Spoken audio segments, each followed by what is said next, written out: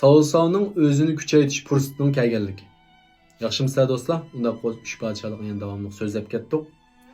Oldingi filmda biz Lijue Go'si bilan matinglarning uchrashganligi to'g'riliq so'zlagandik. Endi bular bu yerda uchrashib, g'izolanib, tomoq yeb, hayotning fayzini surayotgan vaqtda bir ish yuz berdi. Ya'ni nima ish degan vaqtda Huang Jinchi, ya'ni seriq yog'liqlar qo'shuni yana qaytadan paydo bo'lish boshlaydi. Nima ishqa?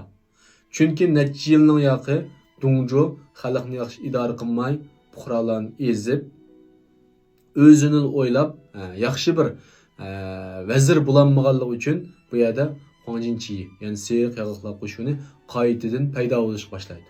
Ya'ni fuqarolar tarafda turib, demak, bular podshohlikka yana qarshi chiqdi. Endi buning bilan o'rdagi vazirlar Lijue Go'si mating deganlar ansirashga boshlaydi. Nima ishqa? Chunki bu yerda endi o'ziga dushmanlik qilgan qo'shindan birisi paydo bo'ldi degan gap. Buni cho'qim yo'qotish kerak. Shuning bilan Lijue bilan Go'si endi yana o'ziniki mushavir bo'lgan Jia Shuidan buni so'raydi. Qanday qilamiz? Bularga jang e'lon qilish kerakmi yo'q? Degandan keyin Jia Shui endi bir gapni to'g'ri qildinglar. Bu seriq yog'liqlar qo'shinini cho'qim yo'qotish kerak degan bir taklif berdi. Ammo buni yo'qotish uchun hargiz sizlar ikkilan basanglar bo'lmaydi. Chunki o'rda texi muqimlashmadi. Biz kelgildi uzun bo'lmadi. Sizlar amal qilmi tex uzun bo'lmadi. Agar ikkilandan biringlar ketib qolsanglar yoki ikkinglar ularni bostiramiz deb ketib qolsanglar, o'rda o'rdini saqlaydigan odam qolmaydi. Yana o'zgarishib qolish mumkin. Shunga bu yerga hech kimga yomon bo'lmaydigan va yaxshi bo'lmaydigan bir odamni avatish kerak. Bek kuchli emas, ham bek ojiz emas, normal odamdan birini deb avatli. Degandan keyin shuning bilan bular o'ylab oxiri kimni o'ylaydi degan vaqtda Savsavni o'ylaydi. Chunki Savsavninki qo'shini chiqma emas, ozma emas. Normal holatda uning ustiga Savsavmi xanxandonlik uchun to'yib qo'shishni, to'yib ko'zitishni o'ylaydi. Endi shuning bilan bu ishlar ma'qullanib, podshoh yorliq tushirib, shu Savsavni seriq xalqlar qo'shinni bostiradigan basqaqbay qilib avatganlik to'g'riliq yorliq avatdi. Demak, buni hamda mishadagi Lijue Go'silar o'rlashtirganda bu yorliqni ko'rgandan keyin Savsav nayt qo'shib ketdi. Chunki bu yorliqning kelishi Savsavninki qaytadan kuchayishi, o'zini kuchlantirish uchun nayt yaxshi fursat. Nima ish bunda deymiz? Yorliq keldi, Savsavninki o'rd tarafidan tayinlangan huquq bor bo'ldi. Haqiqiy bir o'rd uchun ishlaydigan amallarga aylandi. Uning oldida-chi bu o'z oldiga qilvagan ish. Bunda o'z oldiga qilvagan ish boshqalarga ishash tuyg'usi berilmaydi. Masalan, bu har qancha pul xarjlab askar olaman, mening yonimga mushavirlar, aqlli odamlar, kelinglar, planchilar, kelinglar degan taqdirdami, unda odamlarmi albatta o'zining pozitsiyasini tanlaydi. Bu zot qanday odam? Bu o'rd uchun ishlamdi. Buning nomi obro'y bormi yo'qmi? Buning agishsak bizning istiqbolimiz bormi yo'qmi degan o'ylashida. Shuning bilan bu Savsav bu yerda kuchayolmaydi. Nurg'un kishilarni o'zi taklif qilgan bo'lsa, mening yonimga kelib ishlagan, men senga maosh beray desimi, kelmaydi. Shuning bilan bu yorliq tushgandan keyin paydagandek Savsavninki nomi va bo'ldi. O'rda e'tirof qilgan bir amaldorga aylandi-da. Uning ustiga o'rdining yorliqida sen o'z oldingga lashkar elib, qo'shiningni zo'raytib, andan keyin seriq xalqlar qo'shinini bostirsang bo'ldi. Sening eng chong tuhfang shu bo'ladi. Sening lashkar elishingga biz shunda yo'l qo'ydik degandan keyin bu endi qo'shiladi.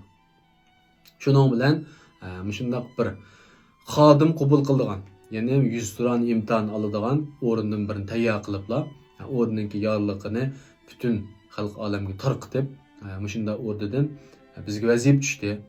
Seriq xalqlar qo'shini yo'qdimiz. Menga hamdamda bo'lib, o'rniga to'yib qo'shilganlar olib qolsanglar, kelinglar, yuqori maosh bilan ishlatamiz degandan keyin endi Savsavning yeniga asta-asta bilimlik, iqtidorli kishilar kelishga, yig'ilishga boshlaydi. Endi birinchi bo'lib Savsavning oldiga keladigan kishi kim degan vaqtda mushavir Chen Yu. Chen Yu'ni bilamiz. Savsavninki ajoyib ishonchlik ham qobil mushavir.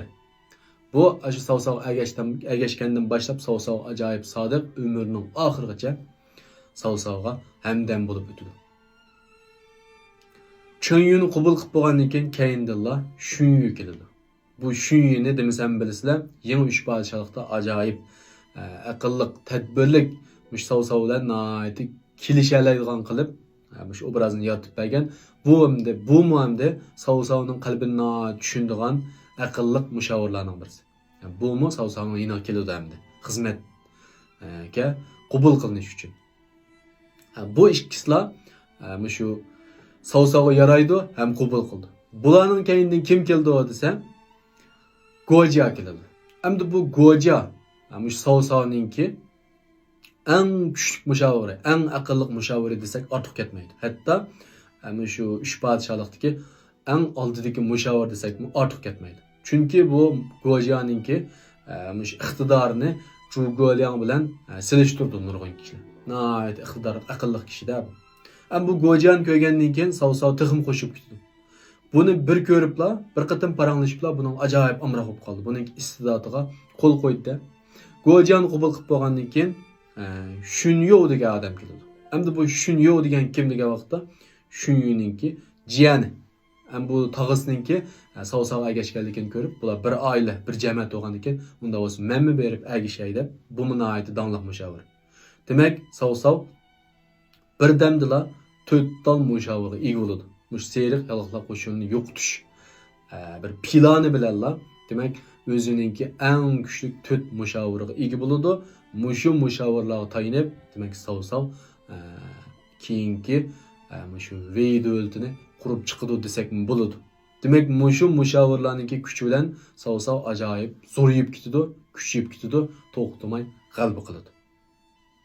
Unda qo'z do'stlar, savsavninki o'zini taraqqiy qilish fursati to'g'riliq mushunchalik so'zlab turdi.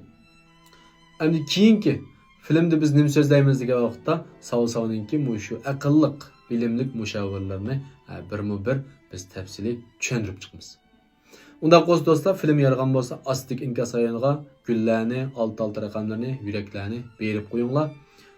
3 podshohlikqa oid texim ko'p mazmunlarni, texim ko'p bilimlarni o'rganmoqchi bo'lib qolsanglar, astidik ulanma orqali men so'zlab qo'ygan darslikni anglab olsanglar bo'ladi.